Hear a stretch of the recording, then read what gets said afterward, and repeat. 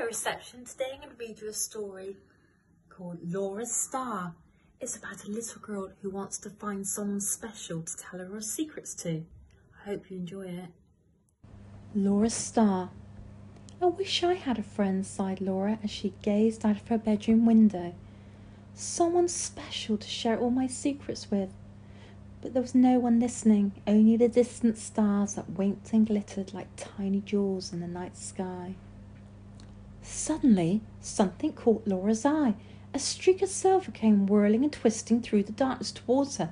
She gasped as it spun past her window, so close she could almost touch it. Something wonderful, something magical was happening. Laura quickly put on her dressing gown and slippers and hurried downstairs.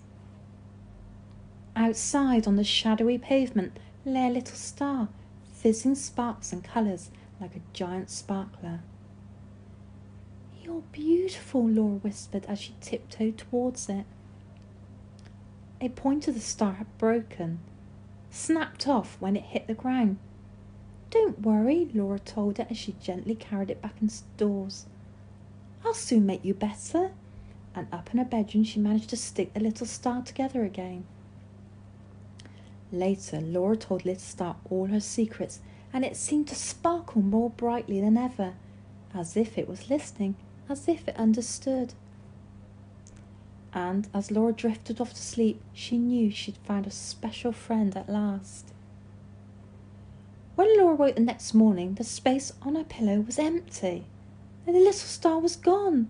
Laura was desperate. She searched under the quilt and scrabbled through the drawers and cupboards. She climbed high to the top of the wardrobe and crawled low beneath the bed. But it was no good. She couldn't find the little star anywhere. Laura felt cold and empty, as if all the light had drained out of her. Surely the wonderful little star hadn't only been a dream. When Laura came home from the playground, Mum and Dad tried their best to cheer her up. "How about your favourite jelly?" said Dad. "Don't you like my funny hat?" asked Mum. Laura couldn't answer, couldn't tell them why she felt so sad. Her star had gone forever and hadn't even said goodbye.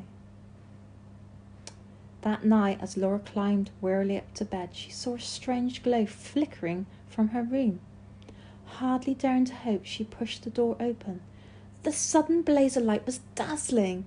Little Star was back, where she'd left it, shining like 1,000 diamonds. At first, Laura could only stand and stare. Then suddenly she joyfully ran towards it. "I know what happened," she cried. "Stars only come out at night. You must have been there all the time.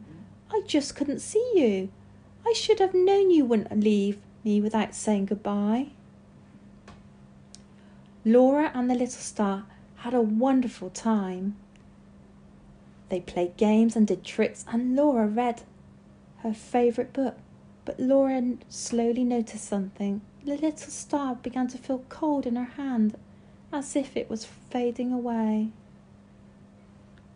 Laura stroked the little star gently with her fingertips as it grew colder still. She felt the longing in it, and suddenly she understood why the little star was dying.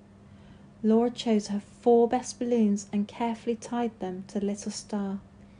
"Be safe," she whispered as she opened the window and let go of the strings. "And be happy." Slowly the balloons drifted up into the darkness, and the little star twinkled at Laura as it grew smaller and smaller, until at last it joined the other stars in the midnight sky. Laura didn't feel sad anymore, for a star was back where it belonged. Each night, when she went to bed, she could whisper her secrets into the darkness, knowing that the little star was somewhere out there listening. That's one of my favourite stories. What's your favourite story?